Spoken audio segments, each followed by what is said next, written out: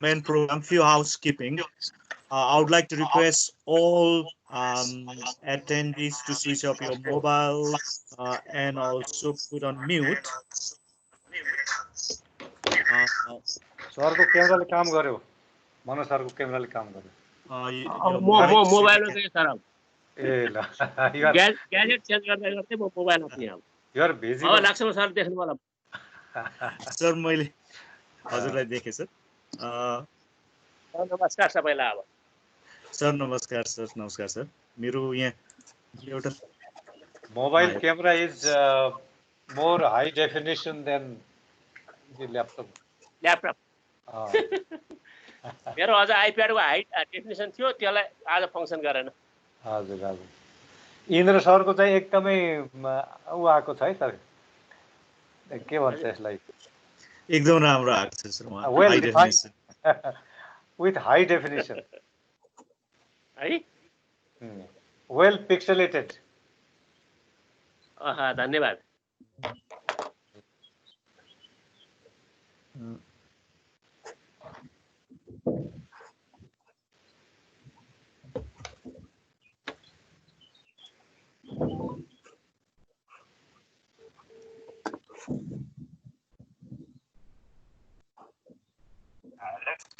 Hello, David. So you have a... Look, go ahead. Start without me.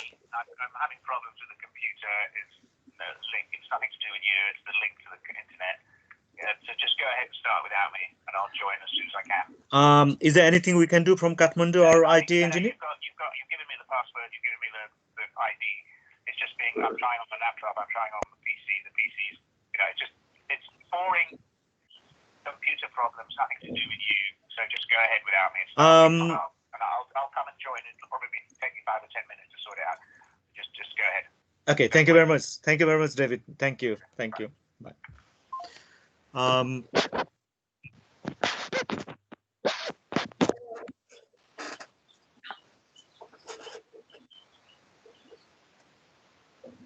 Sir हजुर दिन sir हजुर हजुर हजुर हजुर हजुर सर नमस्कार सुरु गरौँला डेभिडले जोइन गर्छु भनेको छ आफ्नै प्रब्लम कम्प्युटर अब 10 मिनेट्समा जोइन हुन्छु भनेको छ उसले ल ल ल प्रोफेसर जोन हामीसँग हुनुहुन्छ so good afternoon and namaste and I would like to welcome all high profile panelist gurus on behalf of the university and on behalf of the dean. Before to start the program, few housekeeping. I would like to request you to put your mic off and mobile is also off.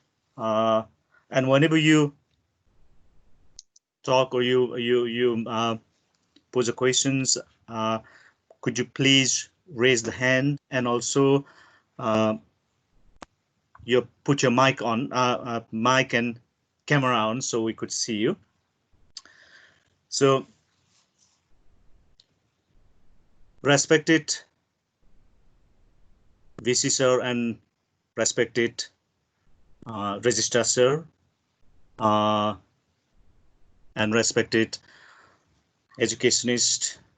I know him since 2001 to 3 as a guru, and I have presented many presentations organized by him, and he facilitated me. Professor Manowagle sir, educationist, and my co-supervisor and my guru, Professor John Halford. He's an adult educationist. Now he's with the University of Nottingham.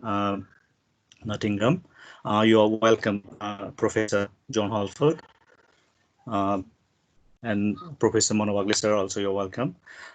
And by some technical glitches and technical problem, Professor David Gallner from University of Oxford, he's joining to us about 10 minutes time, so he will be able to give his discussion, his points on his time. I think will not be late from that, and I'm sorry for keeping you about half an hour. about all these computer and joining all this problem. But anyway, we're getting better day by day, and that is what we have to. It seems that we're going to survive. And today I'm very honored and really delighted to have my three gurus here, Professor Monawagle sir, and Professor John Halford, and Professor David Gellner, and other senior respected university dignitaries, Dean of the Sociology and Education, Social Science and Education, Professor Ramchandra Paudel, and Dean of the Science, Health and Science, Professor Indra Karki, and I hope Dean of the Management and Law, Professor Silumanandar Madam also here, or if not, she will be joining with us soon. And hopefully our Vice Chancellor, Professor Leknath sir, is on his way, and hopefully he will be here soon. So without any delaying, any taking time, I would like to take the program ahead by requesting VC sir, even though he's on his way, I will request him to chair the whole session, today's sessions. And topics of the today's session is opportunity and challenges of online examination, which is currently we are facing because of the COVID-19, and also we are the leading online educational institute of Nepal. So our claim is and our stand is that we must have to give some kind of outlet for the whole country as a leading online education institutes of Nepal. So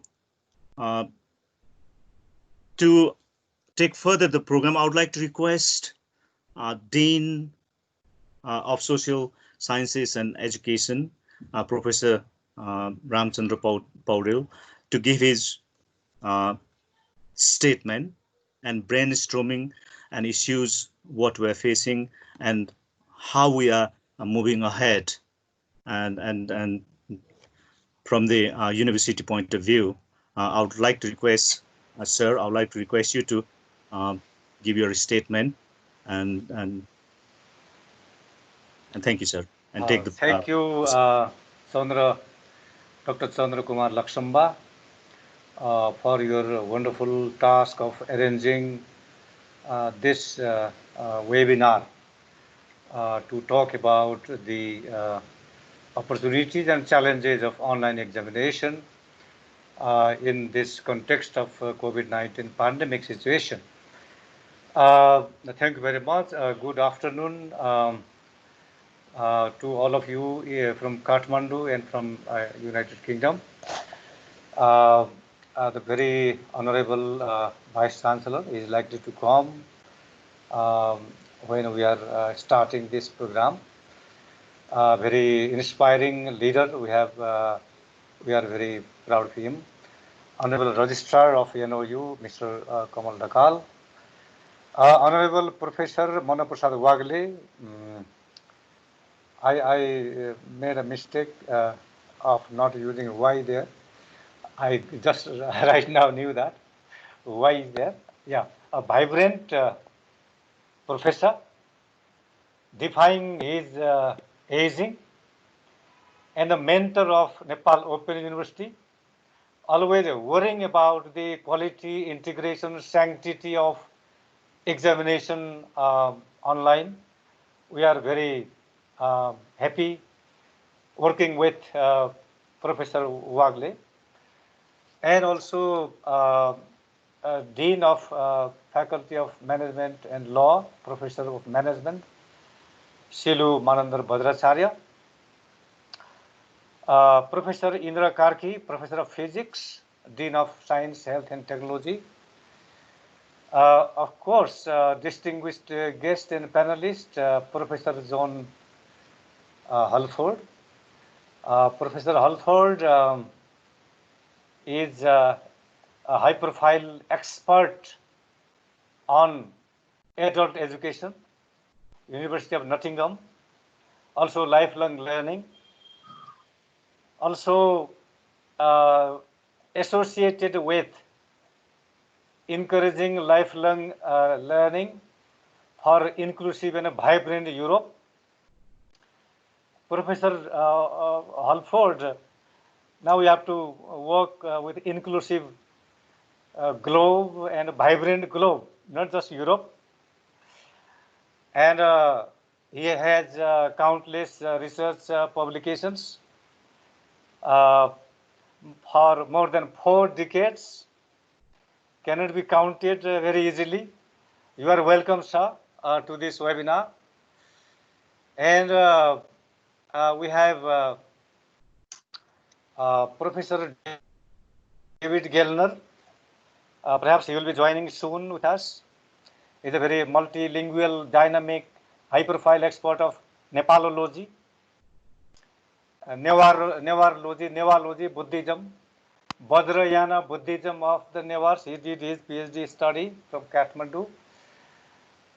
He is an expert in Hinduism, ethnography, anthropology, and he has written so many innumerable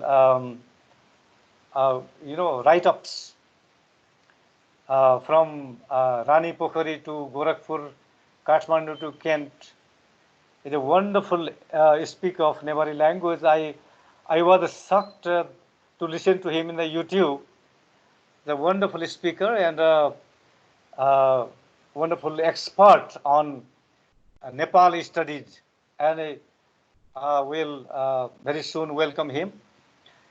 Our expectation to this webinar is we'll share the British United Kingdom experience of expertise of the challenges rather than opportunities. Opportunities are, of course, there in front of us. If we are able to establish the sanctity of examination, integrity, validity, and credibility of online examination, will of course be going global. There are millions of Nepalese all over the world, and we can include them, accommodate them to Nepal Open University. This is our expectations, and we will share British experience from Nottingham and Oxford University, and of course the entire United Kingdom with these high-profile professors. There are massive challenges in front of us about this online education and examination, electronic assessment, and all these things. I have particularly taken 3 challenges. Number 1 is impersonation. One person can attain another person's examination. How to control that? Another is problem of plagiarism, manipulation, fabrication, appropriation, misuse of information from the internet sources. And another is collaborative fraud. So 3 challenges I have taken here, and then after that, the pandemic situation of the current global tragedy. It is against the Homo sapiens. The aura of the flesh and blood humans has been distanced, replaced by real human beings have been distanced and replaced by virtual human beings through webinar and other technological devices that we have to face now. We have to take it as an opportunity. So what we have thought up to now is how can we mitigate? How can we decrease the problem of online shortcomings of online education or examination system or assessment. Maybe there are different ways. Number one is distance monitoring through technical, hardware, software tools, applications, biometrics, whether it is possible, feasible at the present context or not, that we have to discuss. Another is controlling, mitigating through questions, designing patterning questions. Questions can be unique, randomized, automated, timed, creative, and learning out based questions. Designing question is very important, crucial part of quality assurance or establishing the sanctity of examination. Another is allowing students, giving them permission to have open source examination, or examination should be non-exam type like project work. So these are the areas, and we can have cross verification of what the learners have written there in the examination through interview, peer review, colloquia or symposia. Emphasis can be given on formative dimension rather than product or summative base. So we have to find out whether there are boundaries between online and face-to-face activities. So these are the issues we'll be talking particularly in this webinar. I would like to welcome all of you, and I would like to pass Dr. Laksamba over. Thank you very much, Dr. Chandra Laksamba. Over to you. Thank you very much. Thank you very much. Thank you very much, Professor Ramchandra Paudel, sir. And I would like to request, and I've already mentioned, respected Vice Chancellor of the Nepal Open University to take the today's webinar's chair. And I would like to, I've seen him online, so I would like to request him to take the chair. And I would like to also welcome all professors from three departments, three faculties, Professor Susan Maratha, Professor Aaron Stapith, and other associate professors, and as well as our program coordinator, social sciences and education associate professor Dr. Jivan Kharka, and professor associate professor Khagendra Prasai, and all other academic staffs. You're most welcome. In addition to our technical officers, technical IT engineers, Padam Rajpanta and Devendra Katwal. And thank you very much for your help and all. Now, without taking any time, I would like to highlight today's outline. I didn't mention earlier because it was too boring and monotonous to say everything in one go. So we have three main panelists today, respected three professors, very senior professors from United Kingdom and Nepal. Professor Mona Wagle, educationist, as I have already mentioned, and Professor John Halford from University of Nottingham, and Professor David Gallner from University of Oxford. Now, I would like to request our first panelist of the day or evening, Professor John Halford, to give his ongoing COVID-19, and we are facing the problem with the online examinations and challenges, as well as our opportunity as well, this one. So how we are going to come out from these ongoing situations without compromising quality of the higher education. Professor John Harford, I would like to request you to put on your mic on and compute video on, and could you please give us 20 minutes allocated time, and I'll remind you when you reach nearer to the given time, sir. Professor, thank you. Right, Chandra, thank you very much indeed, and it's a pleasure to be here. Can I just confirm that you can all hear me? Of course, we can hear Yes, you. loud and clear. Excellent, excellent, excellent.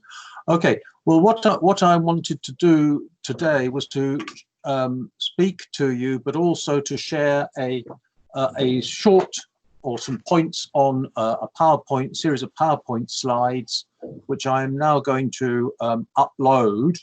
I think I'm going to share with you, and let's see what I can do here. Yes, how about that? Share. Now, question.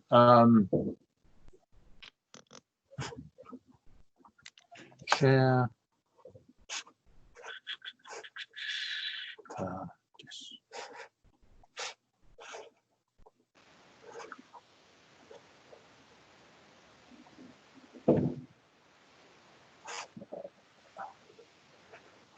No, this is not sharing, is it?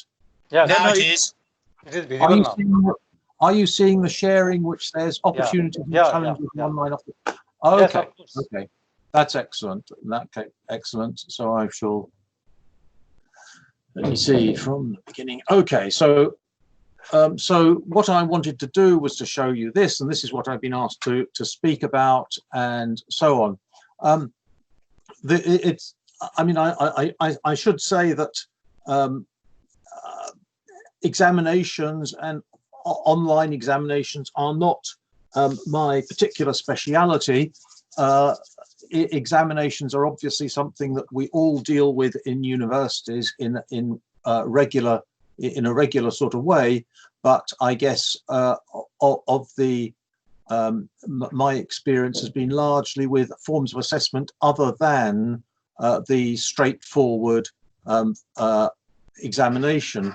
But I thought it would be helpful if we could start by just thinking about some of the reasons that we actually assess students at all.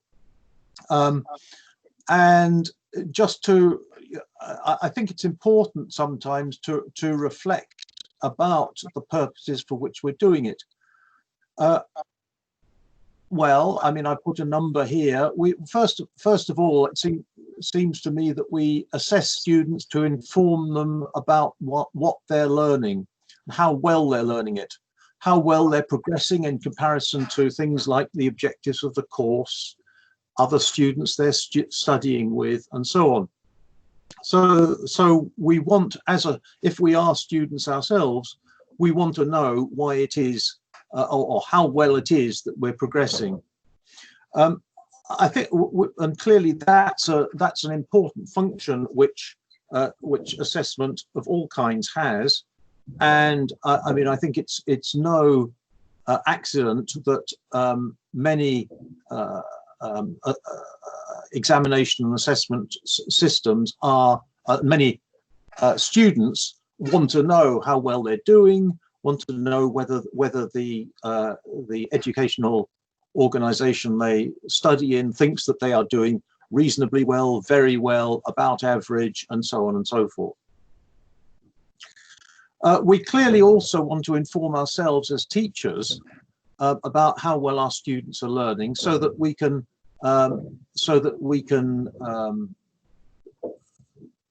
identify which students perhaps we need to give particular attention to, perhaps also to identify how well we're teaching ourselves, so that we can clearly use information about how well students are doing to reflect on the fact that the teaching of this particular session or this particular module has not gone very well. And clearly our organizations, the heads of faculty, the heads of department, the registrars and vice chancellors and so on, are interested in whether our teachers are doing reasonably well, whether our students are doing reasonably well, and they'll be interested too in things like whether module X is getting on average better marks than module Y, or teacher X is getting better marks on average than teacher Y, or whether indeed students from, shall we say, the east of the country are getting generally better marks than people from the west of the country, or from cities rather than rural areas, or from different ethnicities or language backgrounds or whatever. So we'll be also interested in forming educational systems about how well people are doing, and not only the educational systems, but those who govern those educational systems, which includes both sort of ministers and policymakers and bureaucrats and so on of that kind, but also, of course, ultimately the people of the country.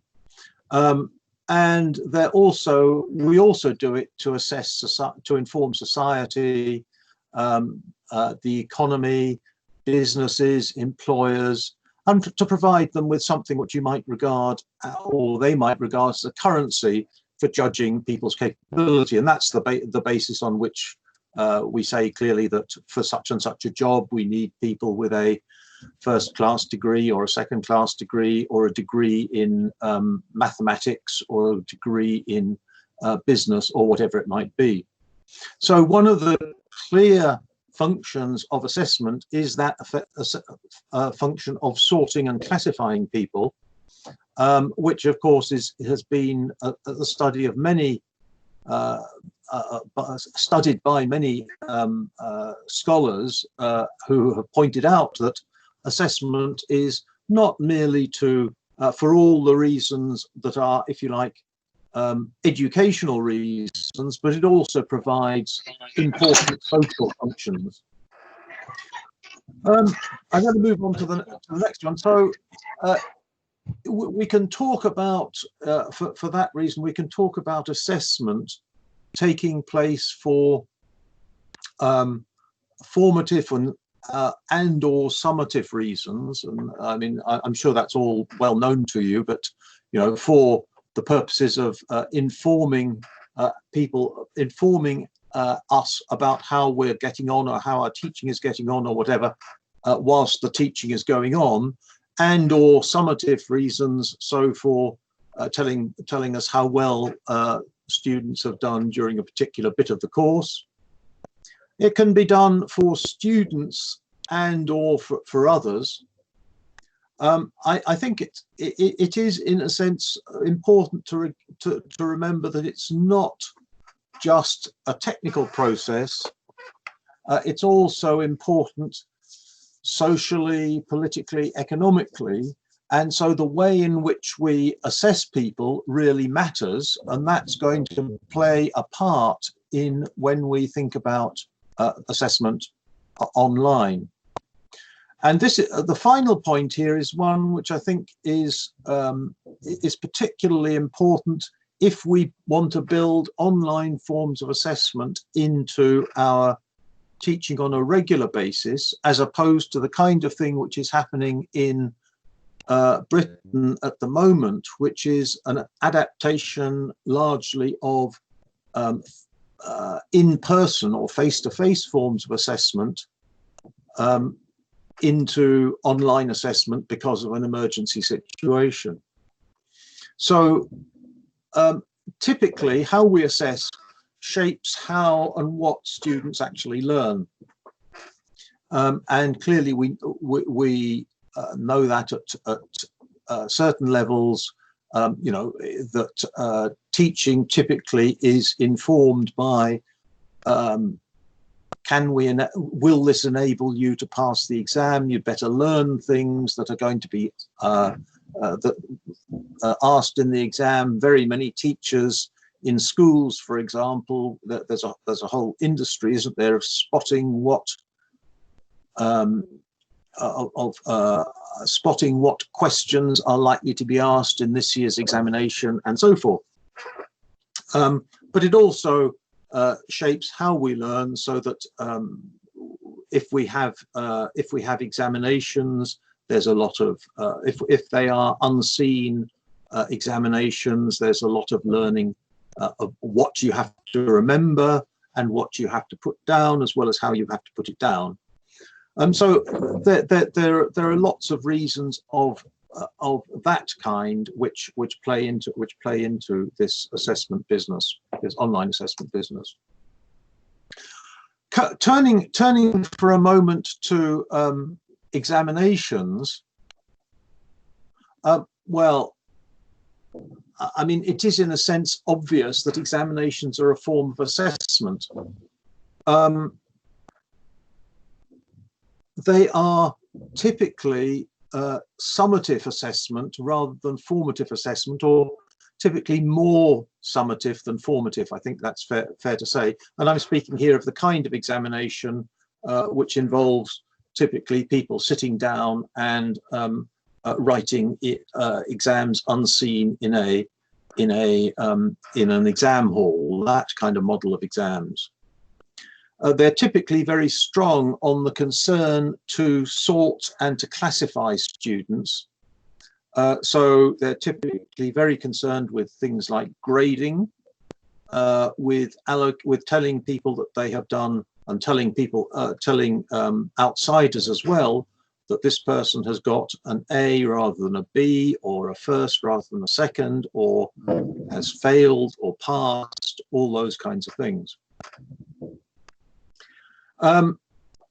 They are very typically not only just to inform the students about how they're performing and what they've achieved, but also to inform others, so that people will go around, particularly university students, will go around for the rest of their life being able to say they got a second-class degree or a first-class degree or whatever from their university, and that will be something which is of significance to them for many years afterwards.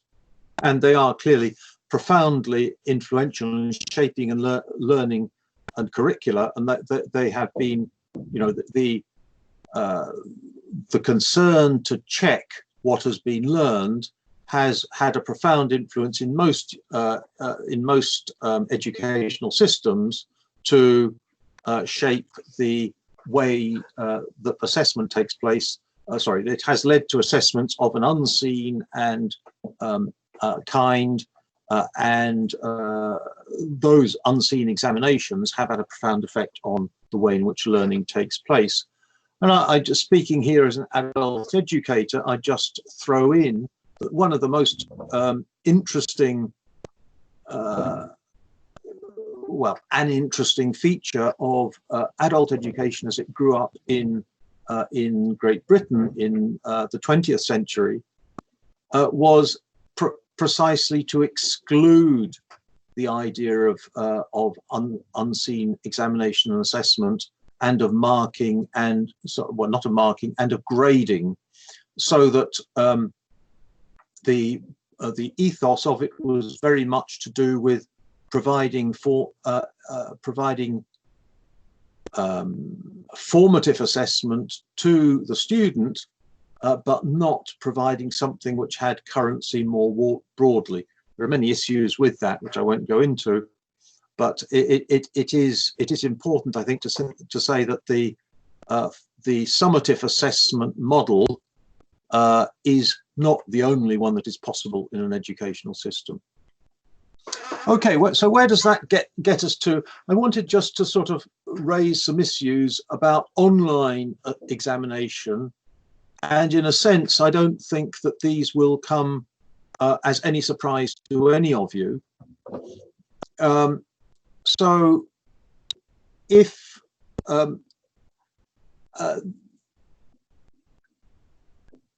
we're going to be involved in online examination, and if we're in a situation which I guess is less true for an open university than it is for a university like the University of Nottingham. Perhaps I should just have a little bit in brackets here to describe or a little diversion to say something about what has happened at the University of Nottingham as a result of the COVID situation. Now, in the University of Nottingham, which is a university which overwhelmingly teaches full-time students on its campus, examination typically takes place. There is a continuous assessment in many courses, but there is coursework done, but there's also unseen examinations. Now, clearly, in a face-to-face environment where students are typically studying on campus, one is able, even in a large university, to form a reasonably good system of knowing who students are, knowing what their strengths and as individuals can be, and being able to ask them, for example, to come in person to get their feedback, to meet a tutor, and tutors will meet them in seminars and so forth. That's much less possible clearly given in an online environment, and one of the challenges at the University of Nottingham now is to adapt to that online environment. But still, it's doing it at the moment in the context of a system where tutors broadly have worked and have worked with and have known the individual students concerned. A second question for online examinations, or second issue, is how the online examination can help students improve their learning. And I think in the context of the current emergency in Britain, that has not been a profound concern of the universities. That the universities have been much more concerned to put in place some system which will be as fair as possible to students, so that they can get marks for their work, that they can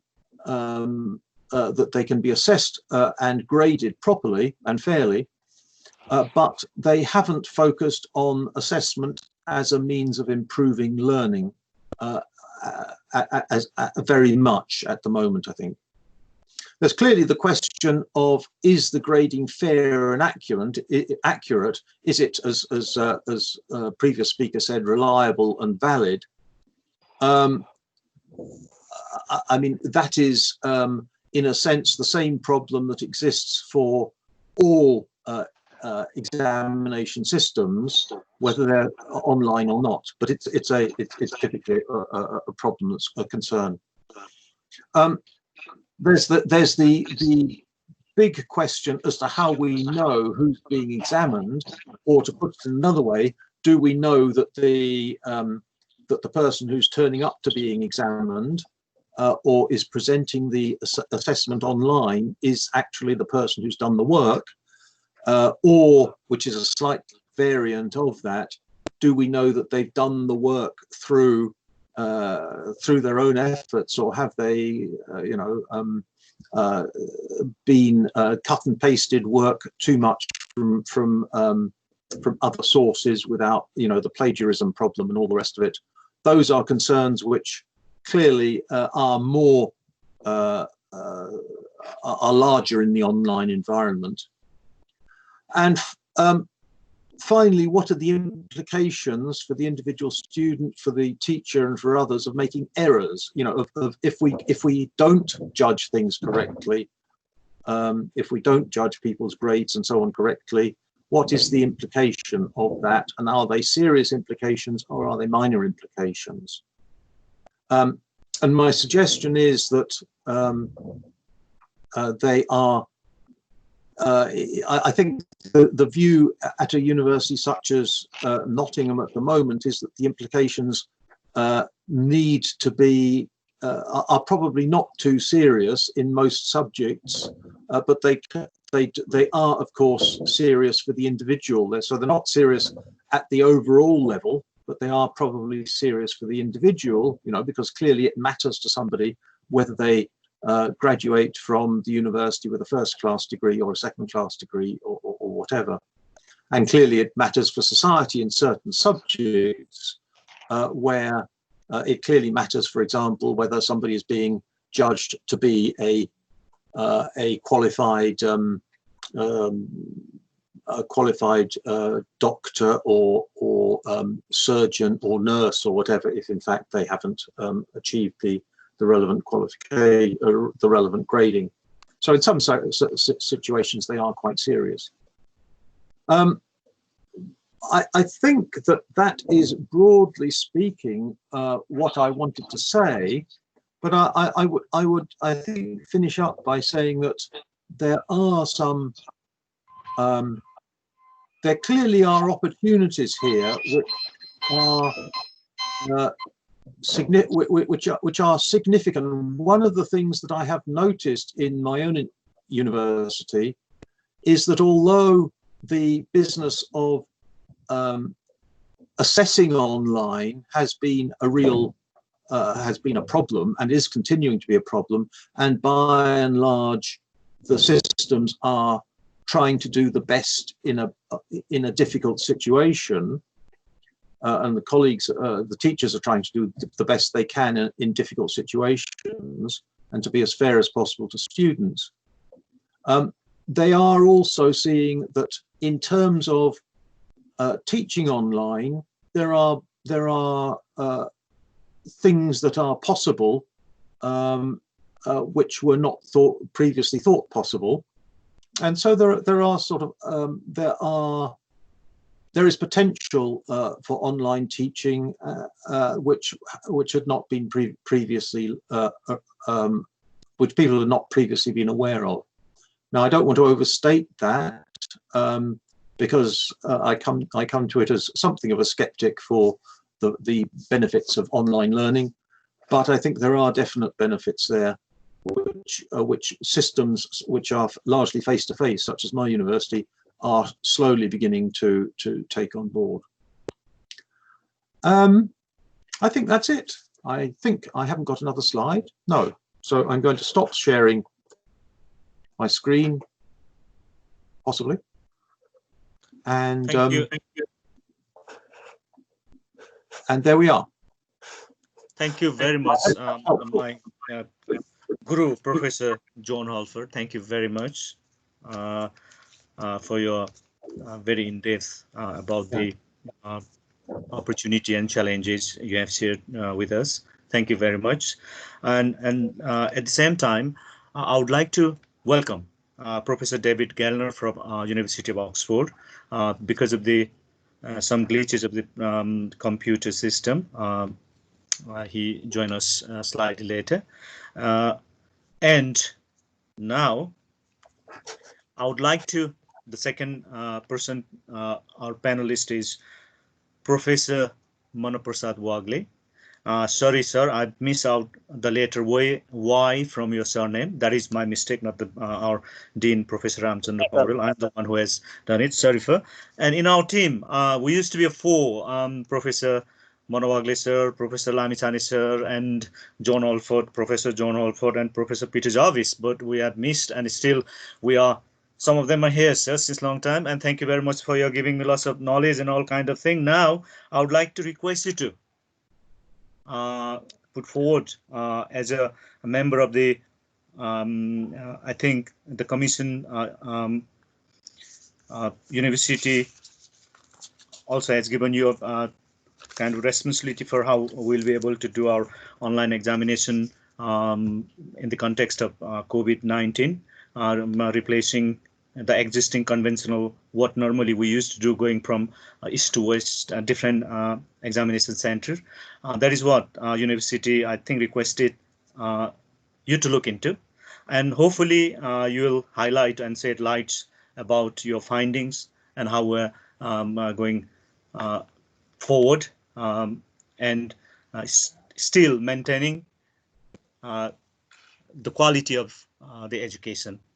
Sir, Monowagli sir, I'm going to give it the floor for you, sir, to present or to give us your thoughts and findings and everything about the online examination, sir. Thank you, Dr. Laksamba. Basically now, this is evening here, you are in the afternoon there. So my greetings to you all, whether you from UK or from Nepal. You see, talking about online examinations, there are so many perspectives that we could look into. Talking about social perspectives, if you talk about Nepal's situation, we can always raise a question of trustworthiness. Talking about the psychological perspective here, most of the, you see, Asian countries, you can find that the summative examinations at the end, the 3 to 4 hour exam is the only kind of examination that can assess people is the psychology. If we talk about the institutional perspective, from the university perspective, here in our context, people are not yet ready to go through online examinations. They ask themselves, are we ready for that? So these are some of the perspectives that we have to look into while talking about the online examinations. Let me, the gadget that I have been using doesn't allow me to share my slides, so I will be only lecturing. The slides are with me anyway. I will be sharing the slides later. Let me first talk about the real features of the online examination. If we are keen to conduct online examinations throughout our higher education institutions, not only Open University. Open University has been doing something anyway. So we should have some preparations before we jump into it. And number one, it could be the we have to have a kind of question bank, the online question bank, so that we can, you see, randomly generate the set of questions from the bank whenever and wherever it is needed. So the first thing that I would like to talk about, the real feature is that. The second feature is that students will be writing online. There will be no face-to-face, everybody knows this. The third one is students are submitting their exam online, right? But the fourth one is we are marking their papers online. We are grading them online, so that the total management of examinations will be online. So we have to be ready for all these features first before we jump to online examinations. Second, I would like to talk about, there are several issues worldwide, not only in Nepal. So there are several issues of online examinations. Number one, you see, it may be in degree, but the question is always there, the issue of teachers' integrity. It's always a question. So will there be a halo effect of Hawthorne effect in marking the students, or would teacher do you see the everything like that, which has been done by some examination controller officer, something like that. So this is always a question of teachers' integrity from teachers' side. Second issue is the plagiarism. Can we trust the students writing online? That's another issue. Third issue is that in online examinations, should we focus the content or the curricular learning outcomes? So basically, you see, our system is based on examinations.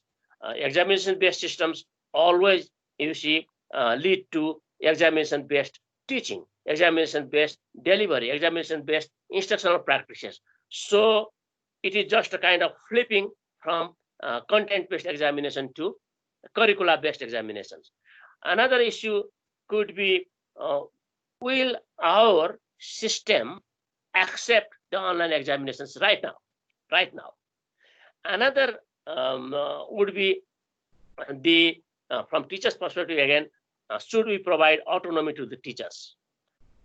Should university have its own autonomy designing, any kind of examinations they need when time demands, like now is COVID situation.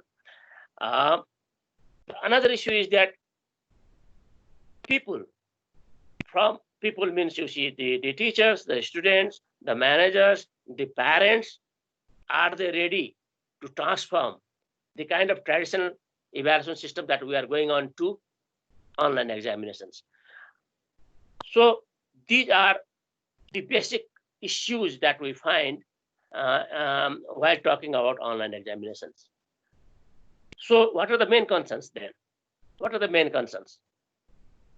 All these issues raise the concern of credibility of the examinations. So this is what we need, this is what we need to ensure the public about the credibility of the examinations. Do we have transparency in examinations? Like before, Professor John and Professor Ramchandra also raised the issue of whether the same person is appearing in the exam could be an issue. It may not be an issue in Nottingham, but it may be a critical issue in Nepal, right? So how much can we trust in teachers and students? How can we make a provision that the question of trustworthiness will not be there, right? Another is that the kind of online examinations that we are talking about, can we create a kind of prototype like Open University of Nepal that is already constituted a committee under my coordination, and we have already submitted the report there. If Nepal Open University can adapt the kind of the kind of suggestions or recommendations that the committee has provided, and then it can create a model, and that model can be replicated to other universities as well. So who will bail the cat? Which university is ready to jump from the traditional mode of evaluation to the online examinations? So obviously it is the Open University that has to do it, right? Another one is that in online examination, whatever examination you talk about, teachers' accountability is the key issue. So to cater all these concerns, we need to devise a guideline on credibility, guideline on transparency, guideline on trustworthiness, guideline on transferability, and guideline on accountability of each and everyone who are involved as stakeholders in the online examinations. Talking like this, we can find several challenges, and we have to overcome it, and we can do it. So there are so many challenges that are associated with online examinations, particularly in the context of Nepal, and even more particularly in the remote areas. The number one that I am going to talk about, you already must have guessed, is the internet connectivity and speed of the internet. So unless and until we ensure that each student have the internet access with adequate speed, we cannot start online examinations. So that is the first and foremost requirement to conduct online examinations. Another one is, in online examinations, the number of students matters, because we are taking the examination in a mass. So every student appearing the exam at the same time would submit their answer sheet at the same time, right? That means the server capacity of the higher education institutions provider to upload everyone's answer at the same time after the exam is over may be another challenge. So you see, it may not be a big challenge to big universities with adequate resources. A country like Nepal with limited resources may have the server, you see, the capacity problem also to do this. So we have to have a kind of server that has the capacity to do all the things. Another one is the already talked by John and Professor Ramchandra before, identification of the examination. How can we ensure that I, as a student, am, you see, appearing the exam, not the others? There are ways. There are ways. So you see, like we can have random video checking using the gadget that we have been using right now, right? Or you see, conducting the online exams does not mean that conducting exams at home always. It can be small groups with physical distancing or social distancing, like in outreach centers, right? So the identification problem will be over. Or there might be several other ways, like Professor Ramchandra told about biometrics and other ways before. Another one is if I am here, you see, taking the examinations online, who knows that I am, you see, browsing the other windows, which gives me the hint of the answers like that. But there are ways so that we can securing the browser so that the candidate cannot open any other window during examination. You can do that. So at the time of examinations, the kind of gadget that the student is using can be controlled. Well, this is the technical matter, I don't know, but it can be controlled as literature says. Another is the questioning pattern. You see, why should we worry about plagiarism? If we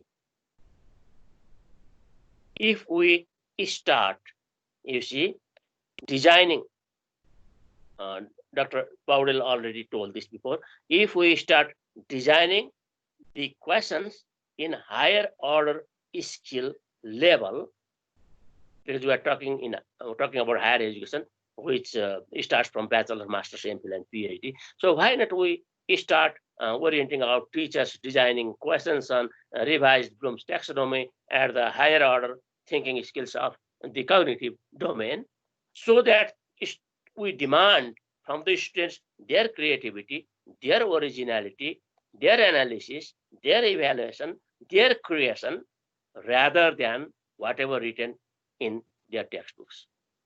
So this can be done. So these are the challenges. I already told you that these challenges can be mitigated. Now let me talk about some of the ways forward. All right. In our traditional system of examinations, like I already told you before, that people think the value is carried by external examination, the summative evaluation. In many universities right now, they have started the internal, you see, the evaluation system, and the grading they receive in internal examination is added to the portion of the summative evaluation, and the grading is calculated. So trust the teachers, give teachers autonomy, right?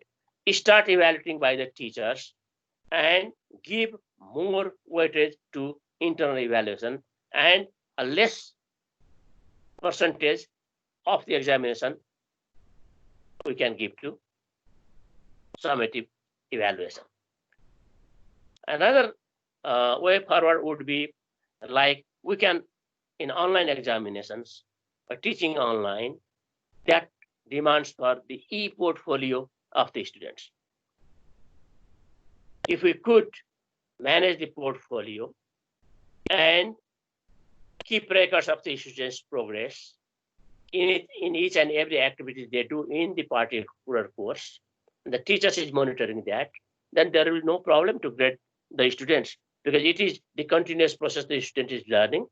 Teachers is providing feedback, students is getting, you see, students improve, and then the improvement, the degree of improvement from the first assessment to the last one would help the teachers grade objectively to the students. Way forward, I already talked this about. Now we have to stick making questions that demands students' creativity and not the memorization of contents, whether it is bachelor's level or the PhD level, right?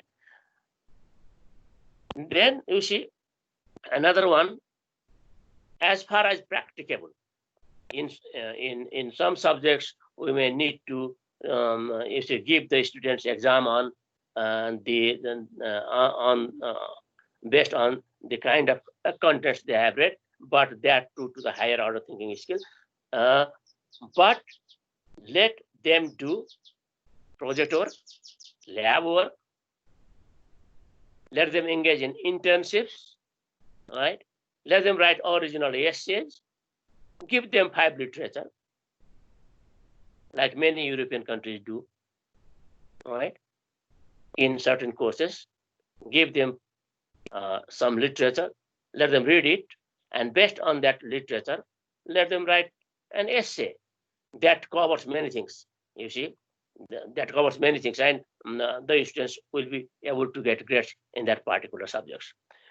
And if we do not have the kind of trust in our students, and if we are afraid of the kind of plagiarism, then we have to establish in our institutions, right, a plagiarism checker system. So Turnitin may be one. There are several that we can find in the market. So we have to have that. So that will also, you see, control the kind of challenges and issues that we have discussed before. You see, now, you see, we have to move from the kind of hoarding knowledge into our brain to critical thinking, problem solving, and collaborative learning. That is a kind of transformation, a paradigm shift from what we are today to what we envisage for tomorrow. So you see, in our context, even today, if you see the master's level examinations, they are all, you see, the kind of content-based that demands the kind of memory of the students. But we have to shift from this to a new paradigm, you see, asking their critical thinking, asking their capacity in problem solving and collaborative learning. So you see, once we started changing our examination pattern that reflects to our classroom delivery system, then the quality of classroom, you see, delivery will also go up, right? So you see, instructional process and examinations are the, you see, the it's a kind of, you see, the two sides of the same coin. So instructional process has its own goal, and whether the goal or the objective has been achieved or not, as John already discussed before, that we assess the students and we improve the instructional process, again, the curriculum, all the pedagogical, you see, processes. Other thing is that we have given responsibility to the teachers to take certain classes, to teach certain classes. We ask them to do this and this and this and this. They do it.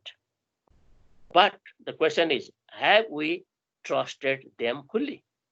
So we start trusting the teachers, provide them autonomy, and make them accountable, whatever they have done, whatever they have evaluated. If you give my autonomy and I grade my students, maybe my students get A plus, and those A plus students going outside in market tomorrow and do not perform better, then I should be accountable. So make your teachers accountable, trust them, and it will do. If you do not trust the teachers, how can you make them accountable? So you start trusting the teachers. So another one that I would like to talk about. Whatever you evaluate, however you evaluate, any methods that you adopt to evaluate, you must have a kind of standard rubrics of your own, so that the grading can be made objective, and it is very much essential in online examination.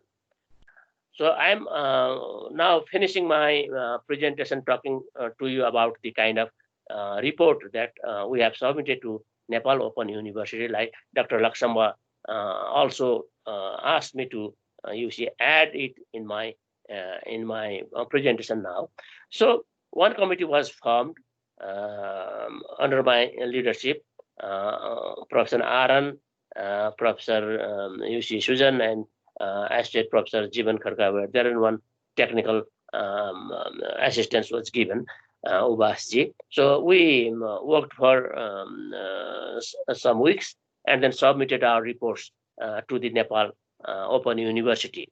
So we have given them the options of open book examinations. Maybe annotated bibliography writing could be another one. Essay writing that I already talked to you about, individual projects, online interview, e-portfolio. So these are the alternatives that we have provided to recommended. We have provided our recommendation to the university. The university has yet to approve it through academic council. Maybe the discussions will follow very soon. Another one that we have given them the ways how credibility can be established in online examinations. What should be the grading system? What could be the weightage of each of the performance that a student does in course of the course delivery, in course of his study. Another one, we have also given the recommendations that in conducting online examinations, what should be the roles of the stakeholders, like what should be the real role of the NOU itself, what should be the role of the students, what should be the role of the teachers. So we have detailed out it and submitted in our report. Another one is we have also given them the glimpse of online assessment management system, how to establish it and how to orient it to the stakeholders before we jump to the online examinations. And we have given them options to the Nepal Open University that we should not stick in only one kind of the assessment system in online examination. We can have the blending of one or the other, or we can use all of them or some of them, so that the student can be assessed well. And in doing that, we have also given them the ideas of time-bound questions, online interview, e-portfolio, projects, case, reflective thinking, paper writing, and presentation. So these are the options we are giving them in conducting online examinations. And we have developed a chart, a matrix that tells that what percentage of which method should go for bachelor's level, for master's level, for MPhil level, and for PhD level. So we have given, we have submitted a detailed type of report that will help Nepal Open University tomorrow to start pure online, because Nepal Open University has already been doing online things. So we have been talking about the real online that I already talked in the beginning, real online examinations tomorrow. And I hope Nepal Open University can create a model of online examinations that will be very much helpful to other universities at the time of this crisis. Thank you very much. Laksamaji. Thank you very much. Thank you very much, Professor Monowagle sir. Professor Monowagle sir is, in addition to the educationist, he is a member of the Academic Council of Nepal Open University. And also, he just mentioned that he led a committee formed by the Nepal Open University to look into the issues that how we are going to go out without compromising quality of the education, taking online examination. And that is what university has asked and requested him to look into the pattern and way forward, which he has mentioned clearly, transparently, which is a very clear, and hopefully this will be a very good information message to our students and learners as well as all academic staffs. Now, I'll move forward without any delaying and taking time, but I'll mention a few things about that. This what we have covering everything. All our panelists are given very important issues on the current COVID context and online examinations and way forward, which is we're going to establish a kind of foundation for the country like Nepal, and it could be replicable to other countries as well. That is what we are NOU is trying to do that. To make that more, stable, more documented thing. So there are two members of the our academic staffs, led by Associate Professor Dr. Jivan Kharka, assisted by Prakash Paurel. They are going to make all this in the written form.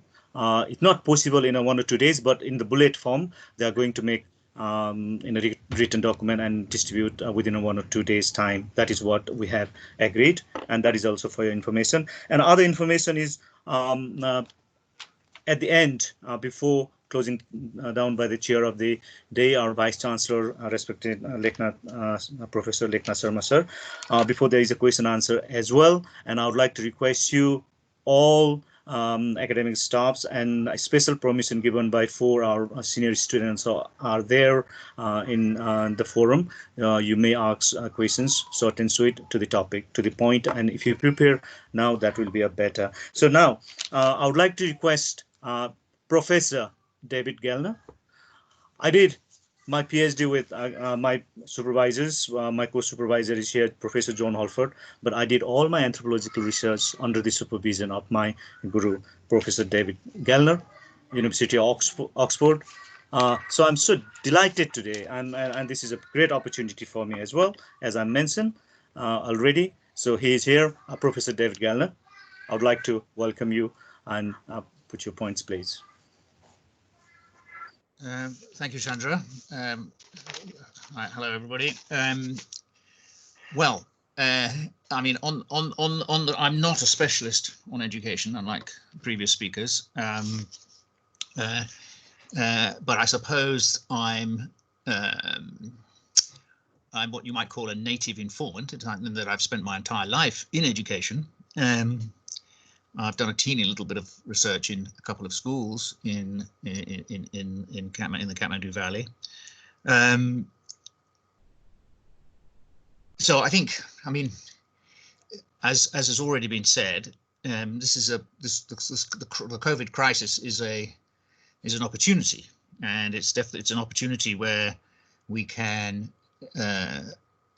we really need to think deeply about what it is that we're teaching, what it is that we want our students to learn, what it is that when they're learning, what we're actually testing for. And John Halford has very carefully and analytically given us some of the reasons why, some of the different reasons why we might be testing them. And so we can think about what we're testing them for, how best, therefore, it is to test these various different things under the current conditions.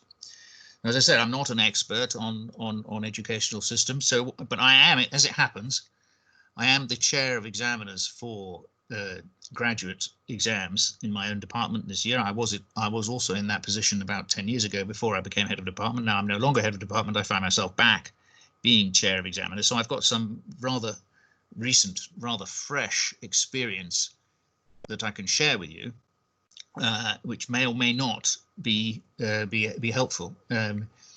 And we did have to suddenly shift everything online this year, and so I can tell you how that was for us and how it was for the students. But let me give you a little bit of context. I mean, Oxford University is not perhaps the most typical university in the world. It's not a mass university. We have about 21,000 students.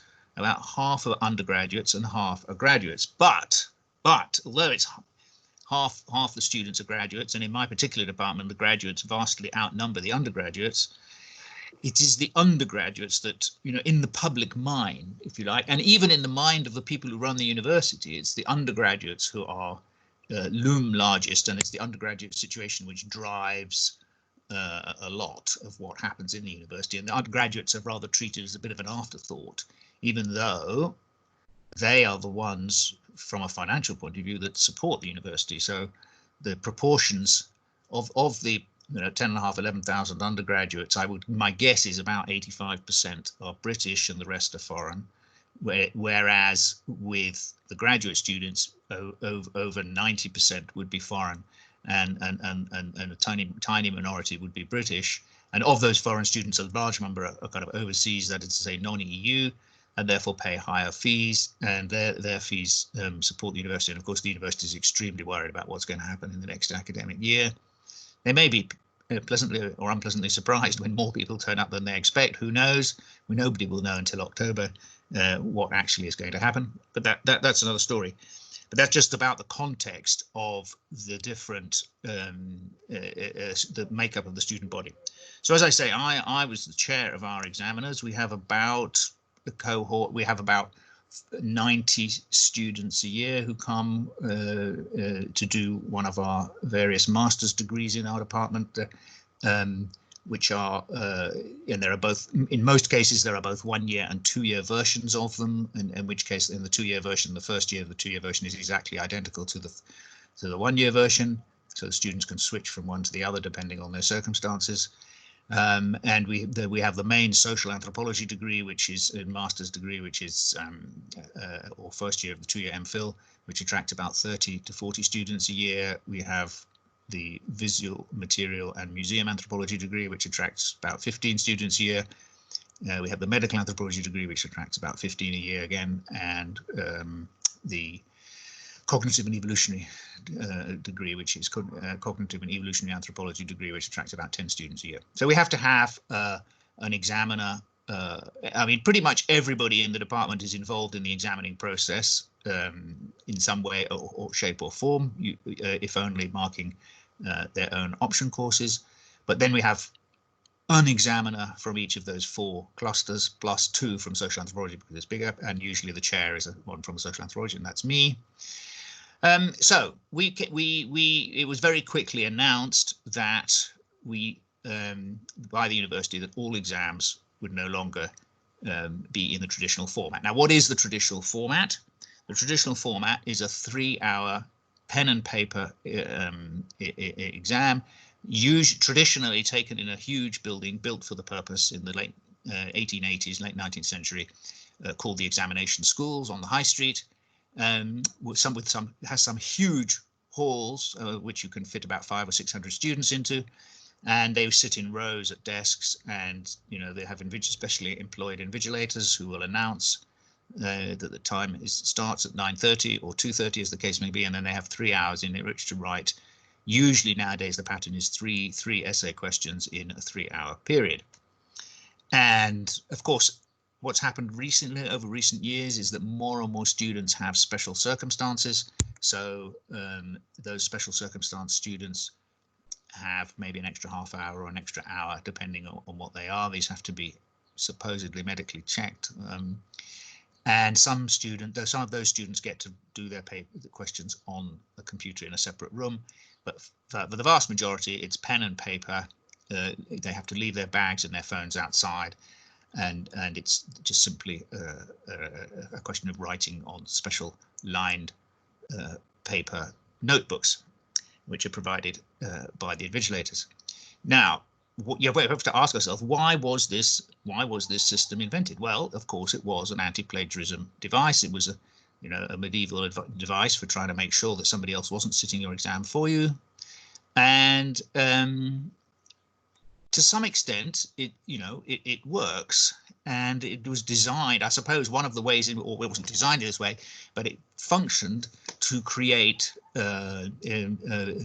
highly efficient civil servants who were, they were trained in the Oxford system supposedly to be very broadly educated in history and current affairs, and they would then be capable of whipping up a 2 or 3 page position paper for their, the minister, whatever it might be, whatever crisis had suddenly occurred. The minister would say, write me a paper on this crisis and what we should be doing, and within an hour they could sit down and write something coherent and highly analytical that drew on that was supposedly what it was all about. Although bizarrely, in the British tradition, most of these civil servants were actually studying Latin and Greek.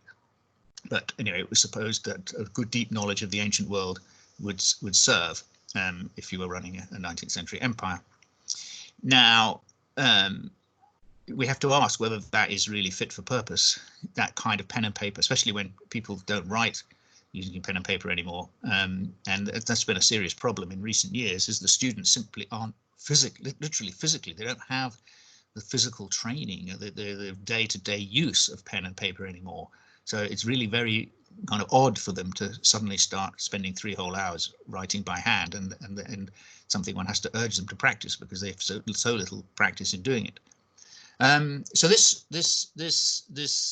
new situation, in this new situation, the university's default option and expectation was that these traditional 3-hour pen and paper, closed book exams, no support, just everything out of your own head, should be replaced by a 4-hour, an extra hour to allow for sort of technical hitches and so on, a 4-hour open book exam, so which people could do in the privacy of their own homes, usually within a 24-hour period, to allow for the fact that people were in different time zones, but at the same time the technology would record exactly what time you opened the exam, so you wouldn't have more than 4 hours. You would have exactly 4 hours from the point at which you opened the exam. Now, we in the department, because Oxford is very, very decentralized, the university doesn't have a big bureaucracy, it can't really control. You can try to have generalized rules to cover the whole university, but if it's very dependent on the departments and above the departments, the divisions, for actually checking and organizing things. They gave us quite a bit of freedom in how we adapted this profile, and we actually batted it around within our social anthropology teaching team, and we came up with a solution. We said, no, we're not going to do 4-hour exams, we're going to do 1-week exams. So we're going to have, if we're going to have an open book exam, we're going to treat it like, so instead of doing 3 essays in 4 hours, we're going to ask them to write 2,500 word essays in a week. We'll give them a whole week to do it in. And we had, fortunately, because we have this relatively fewer numbers, and a lot of the, and over the recent years, we've switched away. In the past, maybe 10 years ago, 10 years ago, all our exams would have been these traditional 3-hour pen and paper exams taken at the end of the academic year. But within the last 10 years, we've moved quite a lot. In fact, the vast majority now of our option papers are assessed not by an exam, but by coursework, so which was due at the beginning of the summer term. Usually either a 5,000 word essay or a 4,000 word essay plus a 1,000 word book review would be the way to assess option papers. And within the social anthropology degree, we actually, one of the main core papers, which used to be assessed by the 3-hour pen and paper exam, has likewise been replaced by a coursework essay done over the Christmas vacation and due in at the beginning of the winter term. So we've been gradually moving. We were long behind most other universities, and our external examiners frequently criticized us for having only one kind of assessment, namely the kind of traditional exams, and not moving towards some kind of mixed form of assessment. We've been gradually doing that, moving towards a more mixed assessment. Anyway, this year, thanks to the crisis, we've switched immediately, sort of, and in one fell swoop, so that all the papers that were these traditional 3-hour pen and paper exams have switched to these 1 week to 2,500 word papers out of a set of 9 questions. And so the feedback that I've had has been so far universally positive. And I can tell you that the quality of the submissions from the students is considerably higher than otherwise it might have been. It's true that this particular year is a very strong cohort anyway, but we certainly will have many more distinctions than we would have had normally, and that's absolutely not because we've been soft on people because because of the COVID year. Certainly not. We've marked to the same criteria. But I think a 1 week exam allows people to really reflect, really to do the kind of critical thinking that Professor Wagley was talking about. And certainly I'm very proud that the question paper I and colleagues set this year absolutely demanded critical thinking, because there was no need correspondence between questions and topics, and it forced people to really think and come up with their own answers. Now, this 1 week, giving open book a whole week to write 2,500 that works fine, and I'm confident that there was no serious plagiarism. I'll talk a little bit about Turnitin in a minute, but I'm confident there was no serious plagiarism. That works because we have a highly committed cohort of about 30 students in the case of the straight social anthropology degree. A lot of them are paying for themselves. A lot of them are highly committed to the subject. They're deeply invested in the whole process of self-education, and also deeply invested in the process of critical thinking about anthropology itself. So I think the very idea of plagiarizing would be anathema to the vast majority of them. So I don't think we face a big problem there. I do not believe, and under current situation, current system, that one could roll these 1 week exams, open book exams, out to the undergraduate population as a whole. Once you start dealing with a mass education system, a large number of people who have no intention whatsoever of going further in kind of academic or specific or kind of the intellectual professions necessarily, then I think the temptation and the likelihood of plagiarism increases enormously. So I think probably we're stuck with 4-hour open book exams, which are kind of much closer to the traditional form of exam, with the kind of controls that Professor Wagley was talking about. But I have to say, I also marked one of our option papers for this year only was being administered in our next door department of area studies. Happens to be the paper on South Asia, which I also partly teach, and that paper was a 4-hour open book exam, and I can tell you that the quality of the answers was much less. But even in those 4-hour papers, you can expect, and once people start learning the system and practicing towards the system, that what they will do, even if they're not absolutely not intent on not plagiarizing and producing their own work, but nonetheless, they will prepare for those 4-hour exams by having already written chunks of text and paragraphs, pages on particular topics that they prepared from previous tutorial essays or whatever, and that they will simply, because it's much faster to do that than to type something afresh or type it anew, especially under extreme time pressure, that they will simply cut and paste those. So it's kind of plagiarism from yourself, if you like, rather than plagiarism from others. So we will have to teach to the exam, in the extent of teaching how to do that well.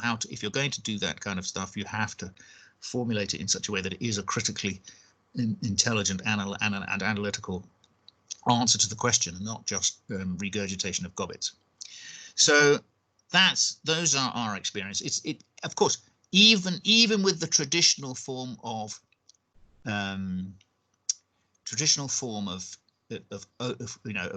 with no books and pen and paper exams, you can't totally rule out memorization. I will tell you a brief story which happened about 10 years ago when I was teaching South Asia. One of our South Asian students come from India, and I happen to be we members of staff have to serve as invigilators for the first half hour, just in case there's something wrong in the printing of the paper. So I was down there at examining schools, and I was standing at the front wearing my gown, as we're supposed to do. And I noticed one of our students, she turned over the paper and did what I always tell students not to do, which is start writing straight away. And she wrote furiously, and apparently she obviously wrote furiously for 3 hours, because when I got the scripts, handwritten scripts, and I noticed this particular student, and I could see, they're all anonymized, but I guess the identity of the student, and she'd written about 3 times as much as most students normally written, and it was huge, long, and very, beautifully written, and very long, and a huge amount of stuff. And I think it looks a bit odd. It looks a bit odd. I didn't quite trust it. Anyway, penny kind of dropped a day or two later, and I went to my colleague Bob Parkin. I said, Bob, could I just borrow your collected anthropological essays on India, which you had published last year? And I took them away, and I realized that the first question and the third question she had answered were lifted word for word. So in other words, you know, being a product of the South Asian education system, she had honed her memory skills to a very, very high degree, and she had memorized huge chunks of Bob Parkin's book and simply reproduced them. So what to do? This was clearly plagiarism in my book. We referred the case to the proctors, and the proctor said no. I mean, I don't know if they were just being very naive, no, not realizing the degree to which someone could memorize. But anyway, it shows that even the kind of traditional form of exams is not a guarantee against plagiarism. The student in question was marked down heavily. They wasn't convicted of plagiarism, but they were marked heavily down for being deeply derivative and not having their own analytical thoughts about on the question. How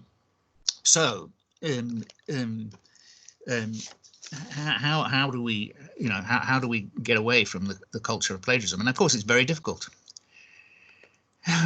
Especially, you know, if you're in a university where even the vice chancellor has been accused of plagiarism, it's not going to be easy.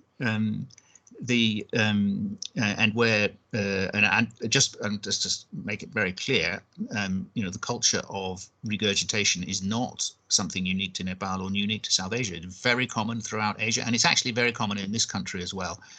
That's how basically children are prepared for their A levels is to regurgitate. So it's, you know, it's a major task at university to try and teach people to think critically and to try and think outside the box and to actually analyze the question rather than just acting like Pavlov's dog when they see the key term in the question.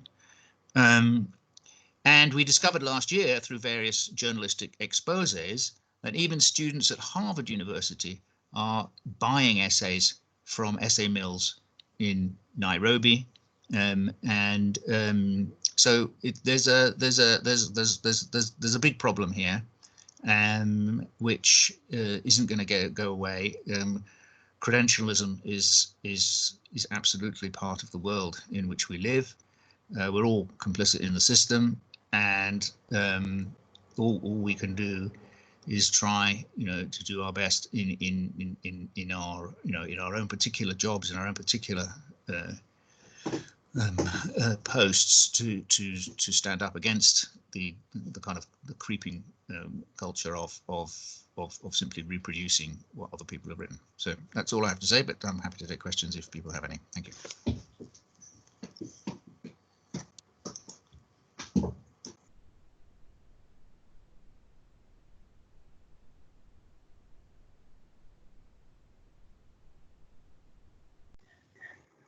Thank you very much, Professor David Gellner. It's very, very interesting story as well. And now I would like to request Professor Indra Karki, Dean of the Science and Health Science and Technology, about giving his brief opinion and views about the online examination and opportunities and challenges. Thank you, Professor. Thank you, Lakshmana, and namaste from the Nepal. And good evening and good afternoon to everybody, professors, vice chancellors, registrars, deans, and education experts, and professors from the UK, Oxford and Barrington University. Today is a good opportunity to deliver something about our university. Actually, Nepal Open University is a public university established by the Government Act 2073, means 2017. It is the first open university in Nepal.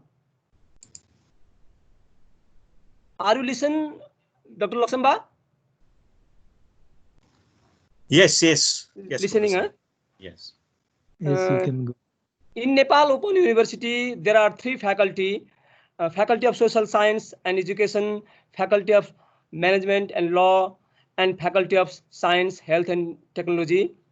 Actually, as a Dean of Faculty of Science, Health and Technology, we are taking class, actual virtual class through the online and the web-based, internet-based techniques.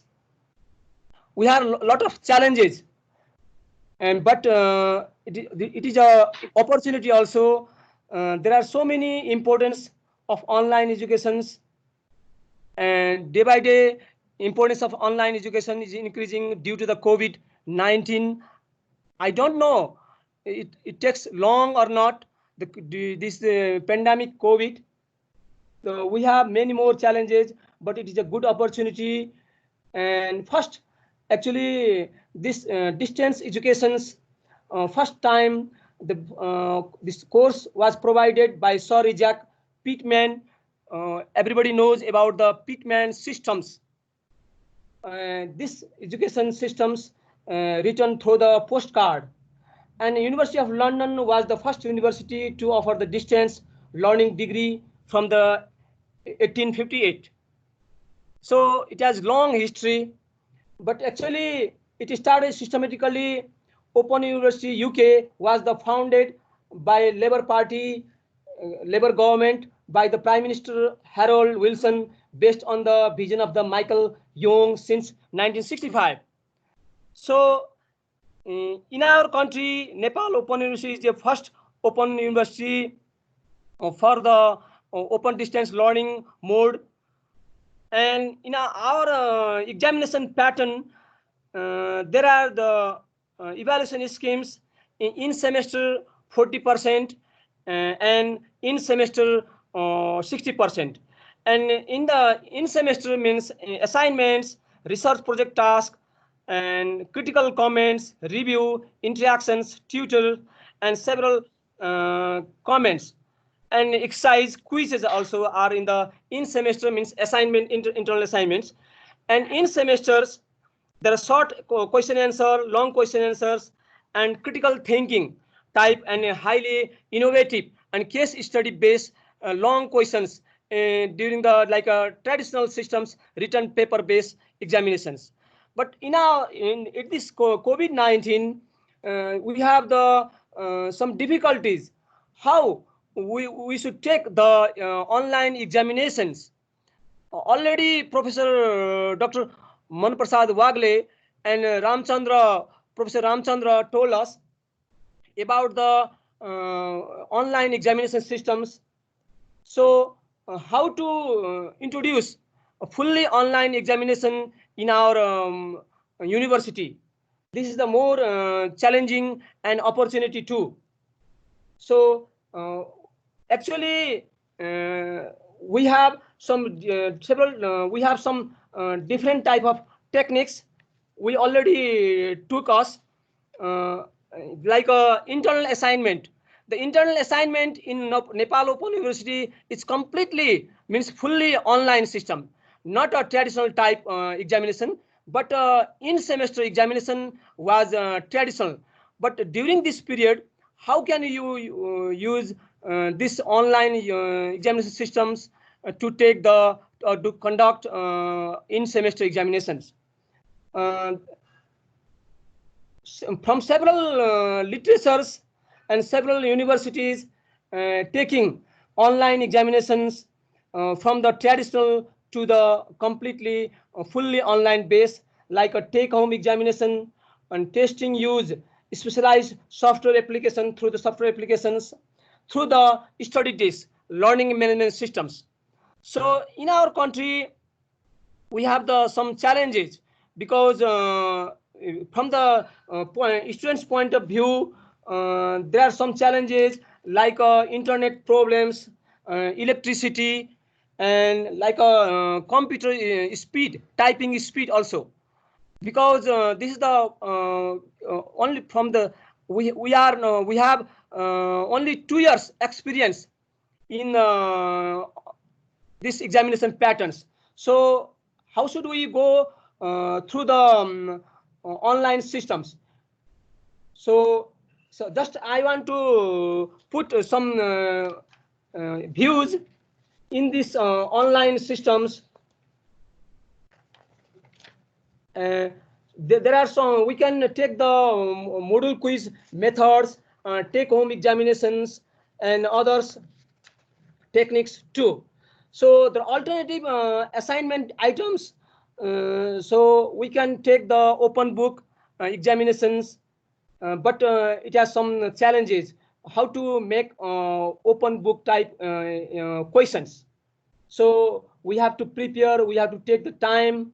So another is long assignment, means long is the alternative, 24 hours or 72 hours time period, time schedules, or only 4 hours. We can control the examination from the internet base teams. So there are several types to take the examinations. Actually, we have to take the how to create the questions and how to creativity from to take the from the students, and accreditations from the students. And another things is the academic integrity assurance is the major role play to take the online examinations, because our society is not completely is going to the online systems, but we are trying to get the we are take the exam through the onlines. This is our opportunity due to the COVID-19. Thank you.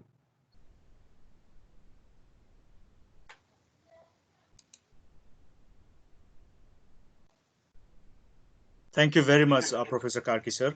Now, I would like to invite Professor Silu Mananda Bajachari, madam, to give her opinion and views about the online examination. Madam? Hello? Chandra sir, Azure. madam's laptop is not working. She sent me a message. So you can move forward by requesting Registrar sir and VC sir first. Thank you very much. Thank you. Thank you very much, sir. Now I would like to request Registrar sir, and in his capacity as an examination controller as well, and I would like to for his opinion and views, please, sir. Registrar sir. Thank you, Chandra sir. Honorable Vice Chancellor of Nepal Open University, Professor Manoprasad Wagle, our academic guardians of Nepal Open University and the member of the Academic Council, Professor John Alford, Professor David Gallner, and our deans of Faculty of Social Science and Education, Science, Health and Technology, our faculties, staffs, and program coordinators and course coordinators. First of all, I'd like to express thanks for Chandra sir for organizing such relevant webinar and provide a chance to express some ideas about the online examination.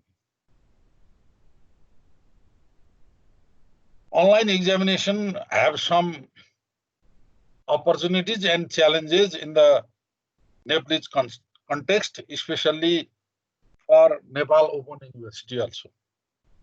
And it is our opportunities because we can present a model of online examination in Nepal for others.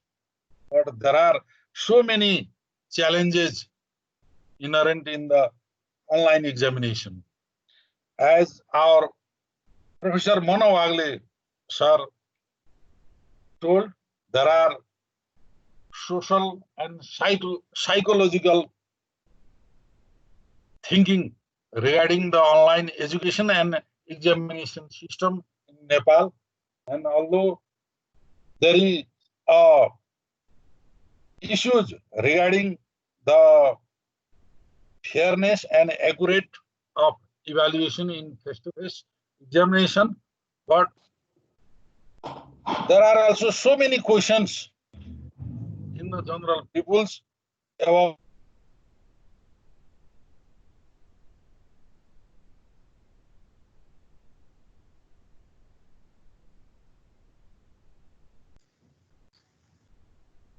Hello. His internet doesn't seem to work. Like by the time when his internet is back to normal, sir, I would like to, I may forget later, I would like to thank IT engineer teams for their excellent support to make success this our interaction program. And thank you very much, Prapadam sir and Vedam sir. I may forget later. So, and those who are listening very quietly, all the audience, thank you very much. And sir, he's back. Sir, line has gone. Then I am rejoin the program. Sir, please continue, sir. And there are so many challenges behind us. And the first problem is the Nepal Open University adopt the blended mode of learning, and our teachers and students all are not the competent in the managing learning management system as well as the typing skills and technology. So there are a different level of competency of technology and typing speeds. And the main problem is to how to match the way of knowing and acquiring knowledge and the evaluating the learning achievements through the different types of testing tools. As Manas has already said that, I think we should adopt the combined testing tools, because all the students of Nepal Open University cannot express in technology at the same speed, and there is a limitation of language proficiency and typing speed. Similarly, power and internet supply problem, and there is a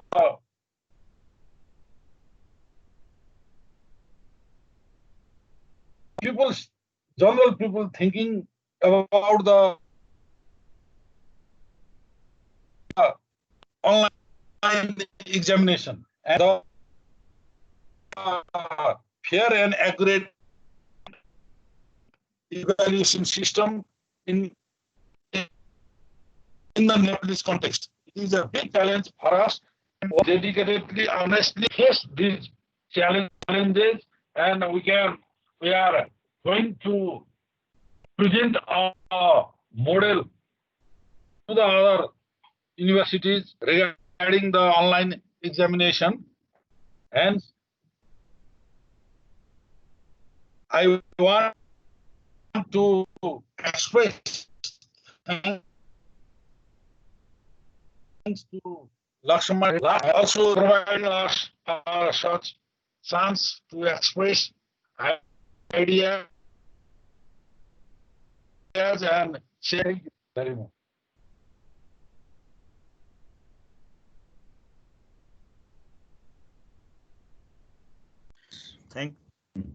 Thank you very much. Thank you very much, respected Register sir.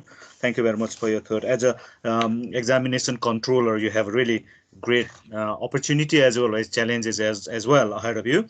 And hopefully this today's discussion and suggestions by our senior professors and specialist experts in the subject area in the field have given us a very interesting and effective and useful suggestions. Right. Now, what I would like to do it, we have also covered everything, views and opinion from head of the academic faculty, academic students, those who are dean sirs and examination controller, registrar sir. And before going into the VC sir, I would like to open for 10 minutes. If you have any questions to our panelists, when you raise your questions, could you please also tell the name as well, or indicate whom you are going to ask questions. And now floor is open to all, please. And hello, are you listening to me?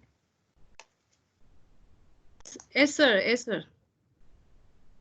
Yes, you are all welcome to. Do you have any queries about, because you are leading the faculties, you are teaching, and you are facilitating, you are formulating questions for your subject, what subject you are teaching.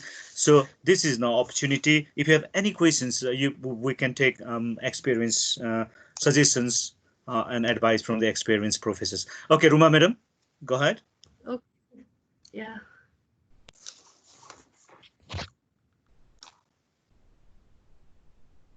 Namaste, all of you from Nepal. I'm Ruma Manandar from Faculty of Social Science and Education. And it was really fruitful and relevant webinar in this pandemic situation. And I would like to thank our Dean, Professor Ramchandra Paudel sir and Dr. Chandra Lagzimba for this webinar. It's really great and wonderful for us. And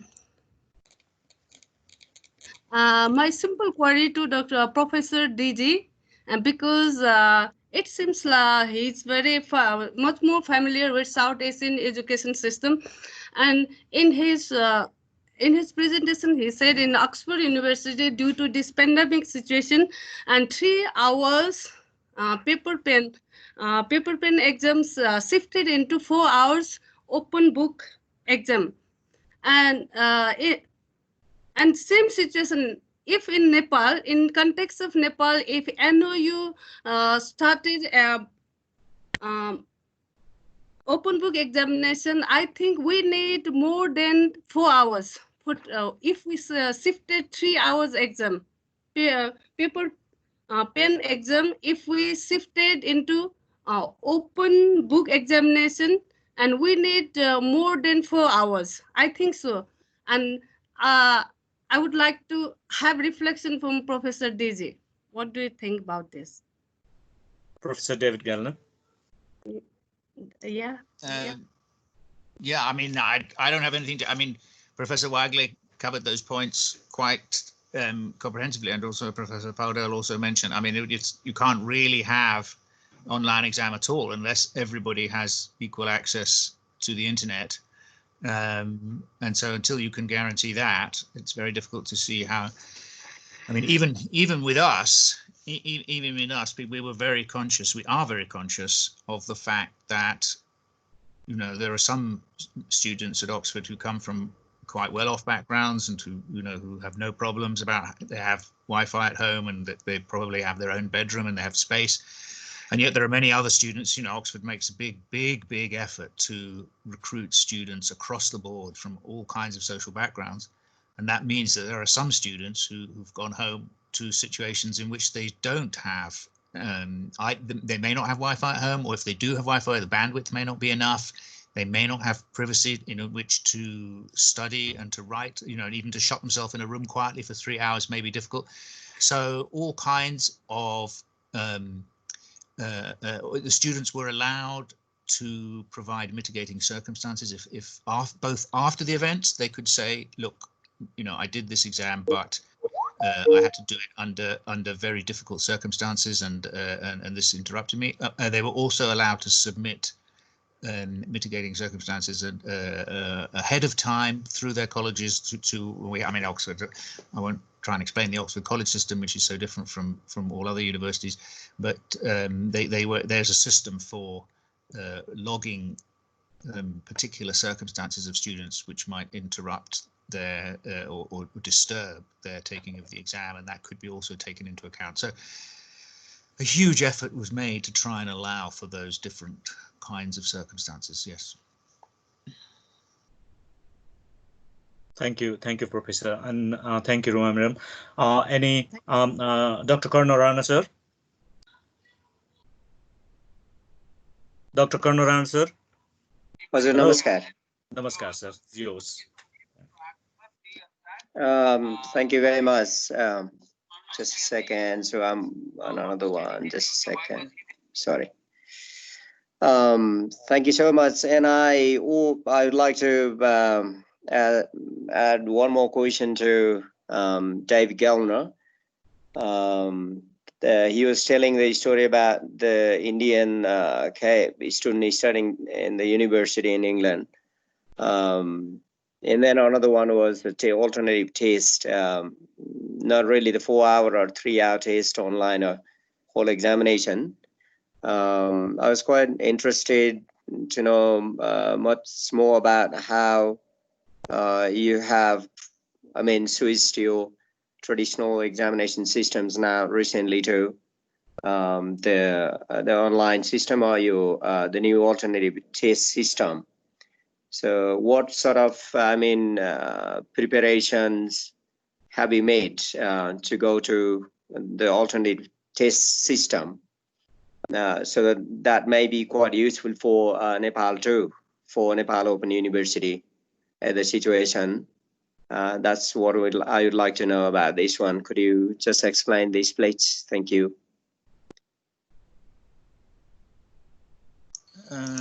Well, I can only talk about my own department, but in one sense, it would all happen very, very fast, and the new situation had to be dealt with very quickly. But it was able to build on the fact that elements of coursework had already been incorporated, even into undergraduate degrees that were mostly assessed by traditional 3-hour pen and paper exams. There was usually at least one dissertation paper that would consist of coursework, and sometimes a second paper as well, out of 8, typically 8 papers that one takes for a final BA honours degree. And so technically, the technical equipment was there, so that there was a system for uploading of electronic coursework. So that system had to be rapidly expanded so that it could upload, so that students could not only upload their coursework, but they could also upload their exams. So that was the technical side of it. And there, of course, there had to be frequent meetings with not frequent, but anyway, there was a lot of communication with students, and a lot of advice, and the students were invited to to various virtual meetings where they could ask questions about how the exams were going to run. So it was a big collective effort on the part of the team. A lot of people had to work very, very hard to put the new systems in place and to make sure that they ran fairly smoothly. One other thing I didn't mention when I was talking about it was that the university was very, very keen that there should be something called a safety net policy, so that every department and every degree would have some kind of safety net to acknowledge the particular difficulties this year that students had had. And even with all the things that we put in place, there were some students who just couldn't cope and have had to suspend. But the vast majority have got through, and as I indicated, have got through with extremely good marks. But so we introduced a safety net policy, which was simply, which I'm not sure. Anyway, we'll have to have a departmental discussion about whether to continue this. But I think this part of what's happened this year will not be continued next year. And our safety net policy was that the students who of the exams, the online 1-week exams that they took in this summer term, that we would discard the lowest mark. So in calculating the final mark for the whole degree. So if typically they might be taking 3 papers in this summer term, whichever paper got the lowest mark, we would discard and we'd replace it with the average of the other 3 papers. And we said this would be across the board. We weren't going to try and pick and choose or put any kind of limits, and we just applied it across the board. It didn't make much difference. 1 or 2 people scraped a distinction who otherwise wouldn't have, but in most cases it didn't make any difference to the overall grade that they got. Thank you very much. So can I just a little bit more things what we've been doing here? So as a teacher, now we do have the similar kind of practices using this Moodle repository communication system. And then another one is this Teams for daily classrooms, what I've been doing now too. This is the what practice we've been doing this. The only thing is that the test issue now, even we had a quite short meetings or short discussions about this one a few weeks back. I think it could be one of the bases what you explained. Nepal Open University, the similar kind of practices we have been doing that. Right, teachers giving assignments and then students submitting online in Moodle. And then after teachers continuous feedback on the assignments, at least 3 or 4 assignments in for 5 months time. And we've got 1 more month to go on, but they have finished their course. The situation is now whether to go on the different alternative assessment system, the focus on their assignments, what they have done, or extend that assignment and then develop this as a full paper into what 3,000 words or 5,000 words, longer assignment, and then after the mark those assignments, grade them, and then go to the holistic approach as a whole, internal plus this final. So this is one of the debates, discussions going on here, but there are issues. What do you say that there might be plagiarism issues, or the essay? What do you say? Even the Harvard University students purchasing online essays from outside things. So this is going on, of course, the debates going on here. But I think there are chances to control such kind of things at Nepal Open University. What we've been doing the assignments for last 4 months or 5 months, and those assignments are the proof, and then exchanges the teacher and students transaction between them through emails or Moodle. So probably I think these things can be one of the things if we could do this, our seniors or the deans, vice chancellor, registrar, the examination control, would be what kind of suggestions. I think your ideas could be one of the things. I think I could see the some kind of positive things there. Thank you so much. Thank you so much, David Gellner. Thank you, Professor, and thank you, Dr. Karnaranga. Now, Dr. Jivan Kharka, Program Coordinator of the Social Sciences and Education Faculty. Thank you, Dr. Chandra Lakshmana. Thank you very much for the professors for your invaluable information about online assessment, challenges and opportunities. And in the practice or in coming days, what will be the challenge in our online examination? Basically, we are trying to adopt non-invigilated exam. If there is no invigilator in our practice, whether it is really student or registered student sit for the exam or not, it is very difficult to identify. And plagiarism, there is the problem already. Dr. Rana mentioned about that, and other professor and other friends also raised the question about plagiarism, and there are ways forward. And about the problem of student, whether he real student is sitting for the exam or not, or making trustworthy, can we run that a kind of short presentation or very short interview, so that we can assess whether a student has learned or not as per the objectives or goals of curriculum, and what he or she mentioned in his or her submitted paper, what experience you have this question, it is better to be addressed by our Professor David Gellner or John Halford. What experience you have? If we add their short interview, online interview or presentation. Thank you very much, Dr. Jivan Karka. Short and sweet answer. First answer from Professor John Halford, and followed by Professor David Gellner, please. I would be grateful if you both of you give answer to Dr. Karka. Hello.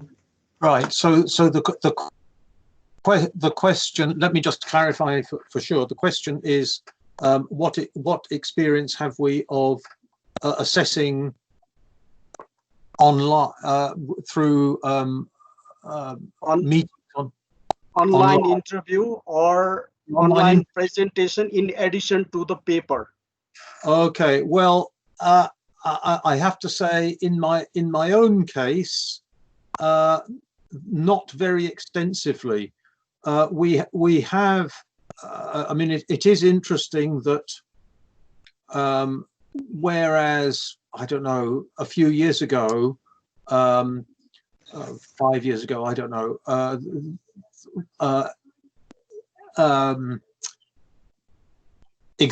oral examinations for doctorates were always conducted in the presence of the person, of the candidate. Now it's becoming, well, under COVID, it's normal, and previously it had become quite common to do these examinations, these vivas, at a distance through video conference. And now I think that it will become much more common to do that. And so, in a sense, that element of providing a defence of and establishing that you have done the work yourself, and understand what it is that you're talking about, is fairly what that implies is that it is fairly well established to have a a viva examination to complement a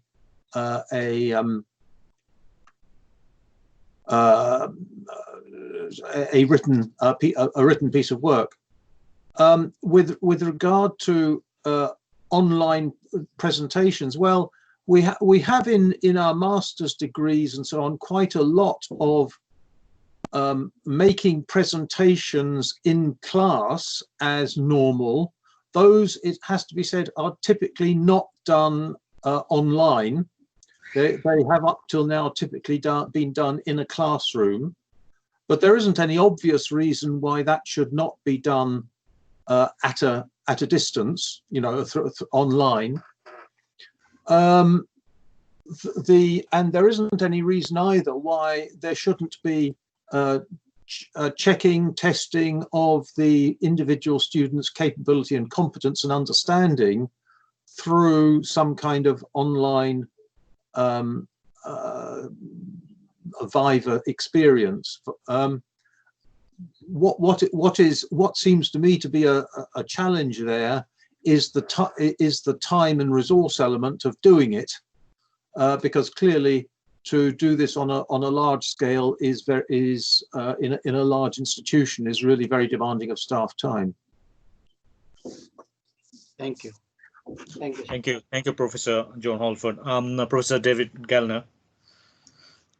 Please. Yeah, I mean, in answer to the question, yes, I think it is a good idea, and I think, I mean, in many of our exams in Oxford, I believe in a lot of the undergraduate degrees, it is still the case that vivas can be held in certain and usually and traditionally vivas are used for people who are on the borderline between, let's say, a high merit and a distinction, and they can't harm the student, they can't make the student's mark go down at all, but if the student performs very well, it can pull them up and get them a distinction where they otherwise would not have done so.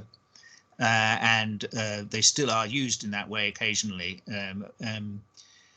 At the master's level, which as I said was our most common degree in our department, there used to be vivas, and we've gradually got rid of them because they weren't helping us at all. They weren't being used, and for the MPhil level, they were being used all the time, but it wasn't adding anything, and it was taking a lot of resource. So as John says, you know, it's a question of resource. But I am actually in favour, and I think I probably will be arguing that since we're moving everything online, we should reintroduce vivas used very selectively, either for these borderline candidates or in cases where we suspect some kind of plagiarism. And apparently there was a case a couple of years ago where the examiners very strongly suspected that a student had used one of these essay mills, but they couldn't prove it.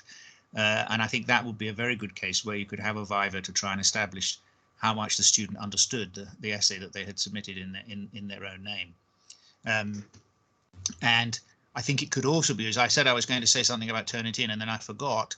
I'm going to just say that with our new system of online examining, all essays are automatically put through Turnitin, and we get the Turnitin reports. Unfortunately, the whole system and the technology is so new to us that I don't think it's been used to maximum effect. None of the essays were flagged up as really serious plagiarism or anything like that. But there are grades. The point is, there's a whole shading of similarity that might occur between a particular text and another text. And one or two of the cases that I looked at this year were in what Turnitin calls the yellow zone, where there's a sort of between 25% and 49% similarity with some other texts. And I looked at some of these things. None of it was close enough to be real plagiarism, but it was what Turnitin had identified is that the candidate in question had clearly been using certain online sources, and they hadn't changed the wording sufficiently to actually be their own wording. There was not entire sentences, but entire phrases that were identical to the thing that was being cited, but was not being quoted properly. So we have work to do as teachers. We have work to do to teach students how to write and how to write in their own words, and not to use other people's words. We also have work to do as examiners, and I shall be trying to set up some systems for next year so that we make use of these Turnitin reports better in judging and grading the work that we're given.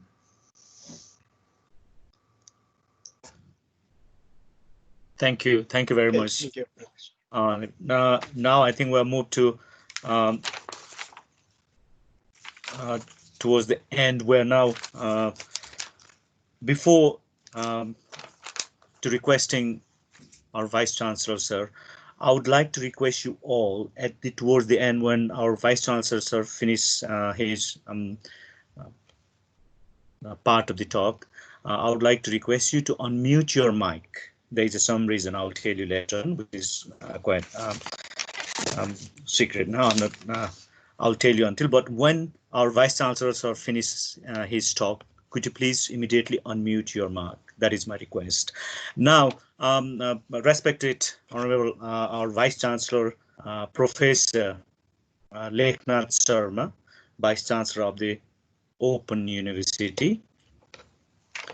I should say founding and the first Vice Chancellor. I would like to request you have you listened to all the comments from our panelists, professors, and their way, and all other points as well. And I would like to request you to clarify and highlight the university's policy and the current stand in the current COVID situations, how we are moving forward and ahead.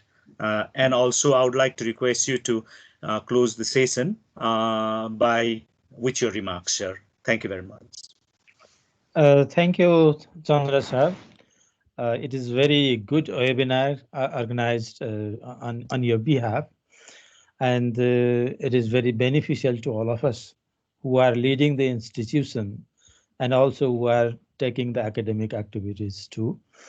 First of all, I will like to offer my sincere gratitude to our professors, John Holford, and David Gellner, who provided this much opportunity and for their time and for their intellectual presentation as well as their experiences.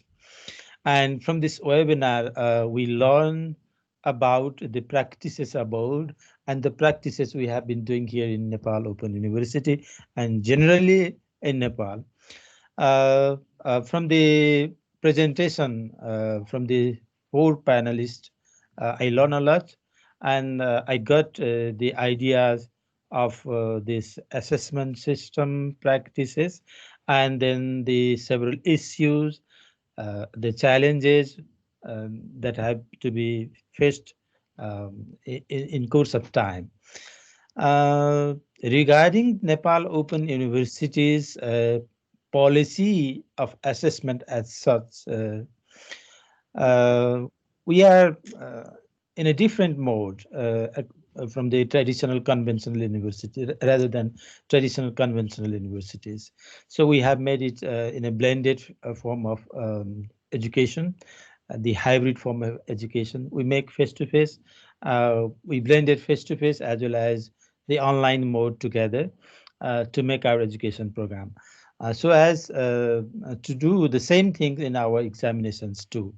Our policy was like that while we are teaching our students, whether they are of undergraduate or whether they are of graduate or research level, we provide internal assessment sort of things that is more formative, but that is used. These scores are used for the summative purpose too. That was one thing.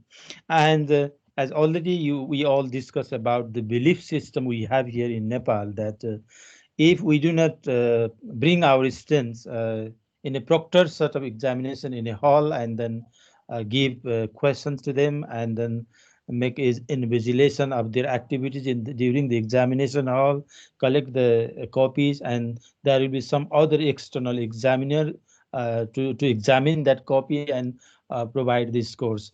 If we can do that, and that is only a very valid sort of evaluation system, that is very integrity sort of evaluation and trustworthiness as well as fairness we assume here. It's the common beliefs, even in academia as well as in public or all other stakeholders. So because of that belief system, even we are planning to make it in a distance mode of learning, we did not adapt fully online sort of assessment system for the summative type of evaluation. So we were in the position of as our conventional universities do the examination. So we provide questions and then the students will come in a designated examination hall, and then they will sit the examination hall, write the papers, and we collect the paper and we examine the papers and assign the score and prepare grades. So that was the practice and that was the policy we have taken. But at this moment, we cannot conduct the examination as we did in the past because of this COVID situation. And this COVID situation has given us the opportunity to think how we can make another alternative sort of system of assessment. And it is because of that we got this opportunity today to listen from you all. And I listened all the experiences of David Gellner and John Holford, how the history of examination started, and how different issues occurred and how they were addressed in course of time. So this is a very great learning to me, and also our Manasar, he is our member of our academic council, and under his leadership, coordinatorship, we have formed one committee, and the report has already been received to us. And then tomorrow we are going to have a discussion on that report too. The most important thing here is how to make a technical sort of preparation for conducting online sort of examination, whether it is possible to give fully online examination to our students or not? That is a very important questions to us, because the internet connectivity, the devices they have, and the power backup system, everything, and also the typing speed of the students. So that depends upon how we can organize this fully online sort of examination. But by policy level, what we have been thinking and what we have already been mentioned in our policy paper is that we will be more focused on higher order sort of thinking while taking examination or summative sort of examination. That is one focus. We have to be more concerned on that, because while we are giving this written examination, that is mainly memory based questions we give, many questions at a time we provide, and students write the examination. So from the memory based to more critical, more reflective sort of write up we expect. So that is one policy we have already mentioned here, And another thing is that we want to make the faculties or the professors who are teaching, they are responsible and they're accountable for the assessment of the students. So that is another policy point we have put forward. Another thing is, from this development of information technology, there are many system, AI inbuilt system, that is for online examination platform also. How it could be possible, we are searching, and then we are also planning to build, if possible, under our own university leadership, to prepare that online platform with AI inbuilt, so that we can fully use this online system of examination in future. So that is another sort of things, another policy like things we have put in our policy document.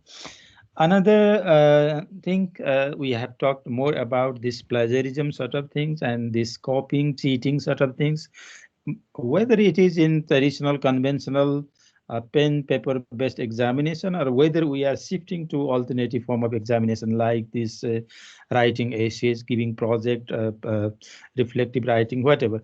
Everywhere there is the chance, there is the possibility of plagiarism, and there is the possibility of cheating and copying sort of thing. So we need to be more conscious on that part, and how to make a culture of not doing that sort of activities, because we cannot fully stop those activities, but we can minimize it. So we are also thinking to bring this plagiarism check or sort of software to install here, and while they are submitting their essays or assignment or everything, they should be put through this button, plagiarism checker button, and it is under the purchasing process, and then we'll be doing very soon. So these are the things we have been considering in our policy. A policy is one thing, but while bringing program, while bringing things into action or in practice, there are several issues, and then we have to sort it out, the issues, while we are practicing. And the experience of our senior professors, as it has been presented in this discussion, that has highlighted very many issues and challenges that we have to come across, and then we have to address those things if we want to make our examination system more trustworthy, and make it more fair to the students, and more valid also. So the content validity to other validities, they are very important. So thank you very much for this opportunity of getting insight and getting more feedback even in our practicing system. Also, the practices you have been doing award, and we will be using your experiences and your sharing in our policy, as well as in our examination, in making our own examination system at this moment as well as in future. And I am very much happy, and I have no word to value the time, the intellect, the ideas expressed, shared to us, to Nepal Open University. I am very much indebted to all of you. Thank you very much. And then if I'm the last speaker, I will say thank you to everybody and namaste to everybody too, to all our executives and the guest professors, students and all. Thank you very much. Namaste. Thank you very much, Vice Chancellor, sir. Thank you very much. I don't know how to take the photograph. I would like to request technical teams to take the photographs all for the all. Because I am not in a very lighting room because And- of that my situation. I'm just coming from a hospital, taking my father home, and I am not in a very good position to arrange everything. So I just sit in one corner of a room and then talking to you. So Okay, thank you. I'll just thank let this job to go with the technical our Padam sir and Devendra sir. Thank you, and I would like to request you to unmute your mic, and as well as once again, I would like to thank you, our panelist to this evening or today's panelist, Manawagli sir, David Gelner, sir, and John Alford sir, all my three gurus. Thank you very much on behalf of Vice Chancellor sir and Dean of Registrar sir and our Dean of the Social Science and Education, Professor Ramchandra Porel sir, and Dean of the Science and Technology, Professor Indra sir, and all program coordinator and all academic staff. So I would like to thank you very much. We will treasure the knowledge you have imparted uh, uh, forever to make really fruitful and active and knowledge generate a table to create university in Nepal. Thank you very much, sir. And I would like to request you to all to give a big hand to our three professors, panelist professors, sir. Thank you, sir. Please give them. Thank you so much, sir. Thank you. Thank you. Photograph session भयो sir कसरी लिने होला मलाई त आउँदैन photo will म यहाँबाट लिन्छु Yes, screenshot. Screenshot. Okay. A screenshot. We did Screenshot. screenshot. Yeah. Okay, I've done. Let me make Okay. my pictures. So Thank you very because much. I'm using Thank you very much, sir. Um, Thank you very much for time, sir. Thank you. Namaskar. And good night. Good night. Good night. Good night, sir. sir. Bye. Bye bye.